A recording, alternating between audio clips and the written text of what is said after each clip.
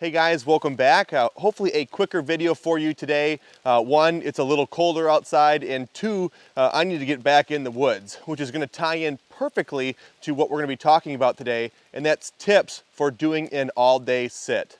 An all-day sit is exactly what it sounds like. You are in the woods from sunup until sundown. You're sitting all day, and right now, during the rut, is a great time to be spending as much time in the deer woods as you can. In this video, we're going to be talking about a few things as it relates to an all-day sit. First, we'll touch on the hunting strategy aspect of an all-day sit. And we touched on this last week in our rut hunting video, but we'll talk about it again today. And second, we'll talk about a few tips for keeping you in the woods so you can make it through your all-day sit. So first, let's dive into the hunting strategies behind an all-day sit. First, why are we sitting all day? And the answer to that is fairly simple. Right now, the bucks are trying to breed as many does as possible during the rut. And we never know when that buck is going to be done breeding the doe he's currently with, and he's going to start searching for that next doe. That could happen in the middle of the night, could happen in the morning, could happen during the middle of the day. It could happen on a cold day, it could happen on a warm day.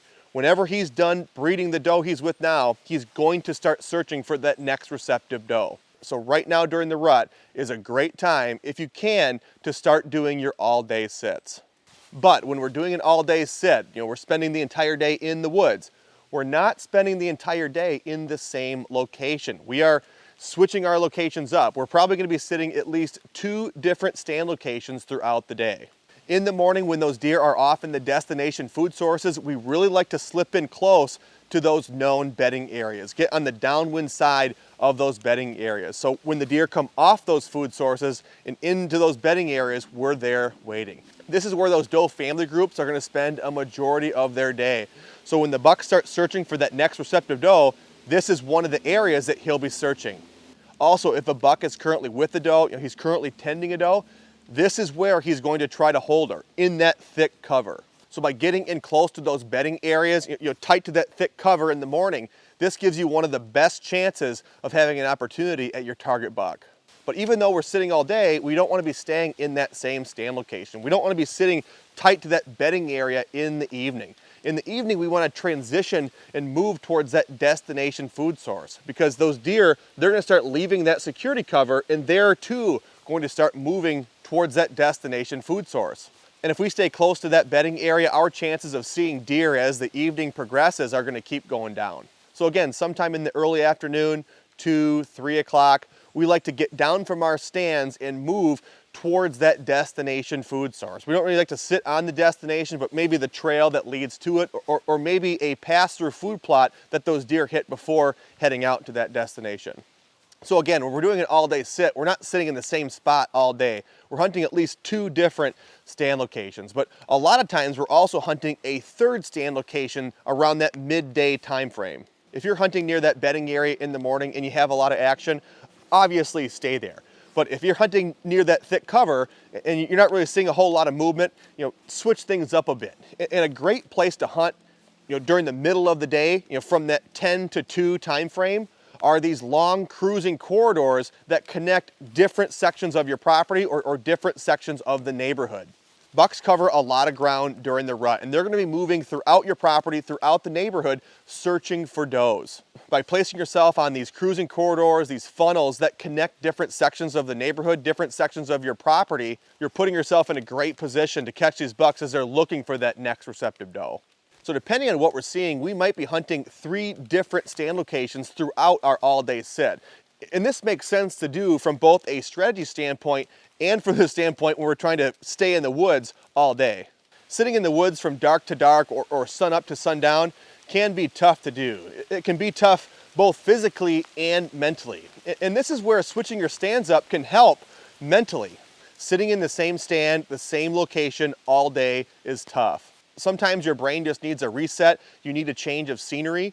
You need to get down, stretch your legs, move around a little bit. And by changing stand locations, this can help you reset mentally to hopefully help you get through your all-day sit. And that's what I wanted to close this video out with, was a few tips to help you guys make it through your all-day sit. And the first tip that I have for you guys for making it through your all-day sit, and these are all going to be related, but the first tip is to try your best to stay warm. when we're doing these all day sits, for the most part, it's during the rut, and the temperatures during the rut are generally colder. And one of the first things that's going to get you out of the stand and back to camp is getting cold.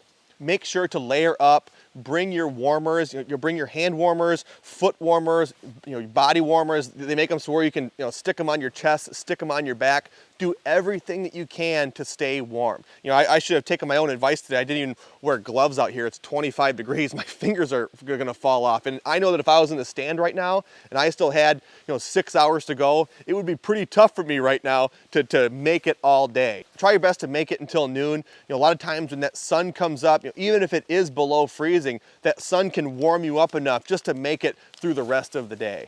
The next tip for making it through an all-day sit is another really important one, and that's to make sure that you're bringing enough food and water or snacks. That's another thing that's going to get you out of your stand quick, is if you get hungry throughout the day. Bringing something to eat and drink on your all-day sit, is important because we're going to get hungry, but that food is going to act as fuel to also keep your body warm. And so if you don't have anything to eat, not only are you going to be hungry, but you're going to get colder a lot faster as well. Another thing that bringing food and drinks do throughout the day is it gives you something to look forward to. There are going to be times you're not really going to see much from the stand, and it's going to be tough to think of a reason to stay out there. But sometimes opening that sandwich or having that snack can be enough to fight off that boredom. Snacks or getting something to eat can give us something to look forward to during those uneventful stretches of our sit. For me, it helps me get to that next hour. I just tell myself, get to 12, get to 1 o'clock, and you can have that sandwich, you can have that candy bar. It kind of gives me a reason to stay out in that woods, something to look forward to.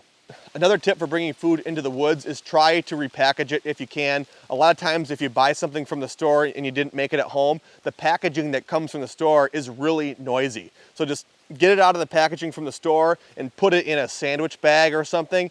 Those are a lot quieter, and that way when you're in the stand and you take the snack out, you're not making a ton of noise when you do it. The next tip for making it through your all-day sit is to make sure that you're sitting in a comfortable stand. I'm sure we've all sat in one that's not comfortable, whether the tree is leaning forward or it's sideways, or maybe there's a huge knot coming out of the tree that's just digging into your back. If you're sitting in a stand like that for your all-day sit, for a portion of your all-day sit, and your back starts hurting, that's going to be the beginning of the end of your all-day sit. When you're trying to hunt all day, from dark to dark, you have to make sure that you're comfortable, whether that's comfortable with staying warm, comfortable with your hunger. If you get hungry, you have something to eat, but also hunting in comfortable stand locations. You do not want to have your back start hurting halfway through the day and then have to get down because you just can't take it anymore. So when you're choosing your stand locations for your all-day sit, just make sure that those are comfortable stand locations. And the last tip that we're going to talk about today to hopefully help you guys make it through your all-day sit is something that I'm bringing with me in my backpack. And that's just a portable battery charger for my phone. And I'm not saying that you should be on your phone the entire time during your all-day sit when you should be paying attention to what's going on around you. But having your phone with you in the tree is a huge advantage for a couple reasons. One, you can communicate with the other hunters that are on your property. There have been several times in the past where I have either let other hunters know or they've let me know that a deer is coming my way. And hopefully you can see that deer coming on your own, but knowing that he's coming is a huge advantage and you can set up accordingly. Another perk for having your cell phone with you in the tree is receiving those cell camera notifications. If you've got cameras behind you and throughout your property, you can see which deer are moving and where. And again, you can set up accordingly. And again, I'm not saying that you should be on your phone the entire time you're in the tree. But remember, we're trying to sit in the woods all day, and that can be a challenge mentally. So it's okay to take a break every once in a while, look at your phone, talk to somebody, check your cell camera pictures, update your fantasy football lineup. It's okay to take a break every once in a while to check your phone. And my phone is an older one. The battery doesn't last nearly as long as it used to. So having that portable battery charger with me is critical when I'm trying to sit all day. But guys, that's going to wrap it up for today's video on a few tips for your all-day sits. If you guys have any questions or maybe additional tips for guys trying to do all-day sits, I'm sure everyone would appreciate it. Please drop those in the comment section below, and we will see you guys in the next video.